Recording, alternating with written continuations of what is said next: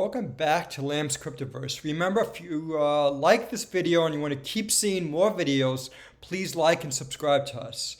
So today I want to talk to you about two things. Number one, the market's going up like crazy. And within that, I did not publish a bullish forecast for this month or this week. And I've been right since November. I predicted the top of November and the March bottom, and I think the June top or June bottom and the August top. And I feel pretty confident about my indicators. So you probably wonder, why did I not publish bullish market prediction last week? And that's because my indicators, while they're bullish, and I think the market can go up a few days, they're not very bullish, number one. So there wasn't a high enough probability. I want to make sure I'm absolutely positive when I publish these bullish and bearish indicator reports. And number two, I did not see confluence. So I'm going to show you some examples.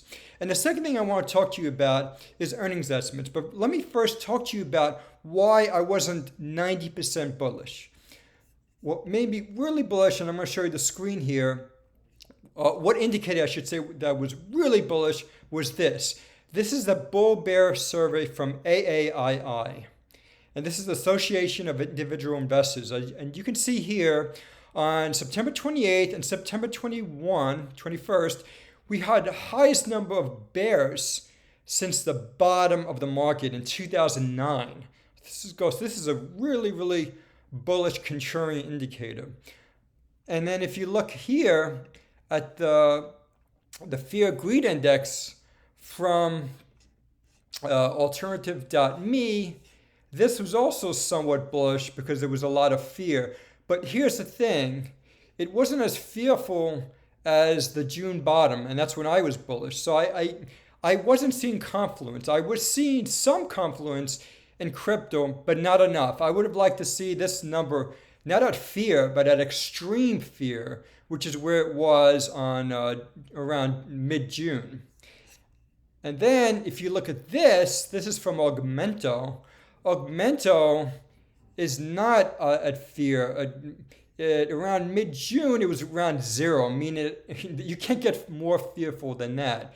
But this time around, it was like neutral to slightly fearful around that. So we didn't see enough fear. As a matter of fact, today it's moving up. Today it's around 0.3. So it's headed towards slight fear to even neutral. So this is not giving me confluence. What was bullish was put to call ratio on equities. This hit a high of 1.02 a few days ago. That's really bullish. That's the most bullish we've seen since 2020, since the bottom in 2020 during the COVID crisis. But again, talking about confluence, I didn't see this high put to call ratio in the crypto market. So let's go to the block. The block.com has a great put to call ratio. This is open interest. And you could see for Bitcoin, it's 0.5, around 0.5, and for Ethereum, it's 0.2. So here's the problem. You're not getting confluence in the put to call ratio for crypto that you are for equities. This a 0.2 put to call ratio for Ethereum is actually at an all-time low. And you don't want to see that. You want to see it at an all-time high.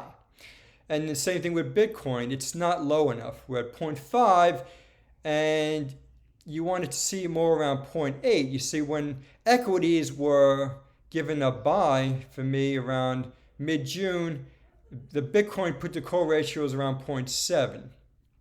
Now, so we're not getting confluence. Now, the second thing I'm worried about is earnings estimates.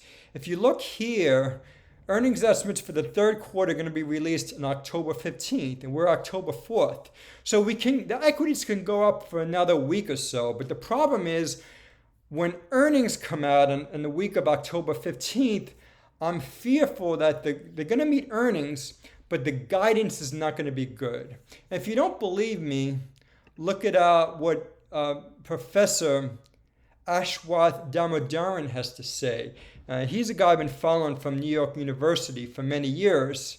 Actually, a friend of mine took his class, and he really got me interested in this guy because he's really good at discounted cash flow models.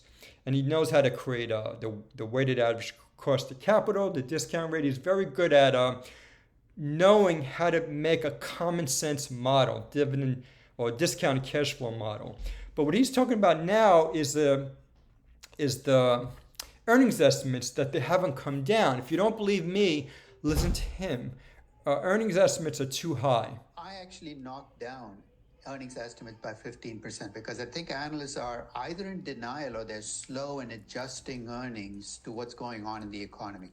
Because if you look at what's happened to earnings estimates for the S&P 500 earnings over the course of this year, almost nothing has happened over the last 9 months. So you see, that's the problem. Earnings, like he said, almost nothing has happened. Analysts in denial, they have not reduced earnings estimates. And I think when earnings come out for the third quarter, management is going to reduce guidance. And then analysts are going to have to slash estimates. Also note, coming up is the ISM survey. The ISM services survey is coming up, I think next week. And this week. And the labor report's coming out. I think the labor report could be weaker, and ISM services number could be weaker. So that could keep stocks going up for the next few days until earnings estimates come out. Well, thank you all for listening and for joining us at Lamb's Cryptoverse.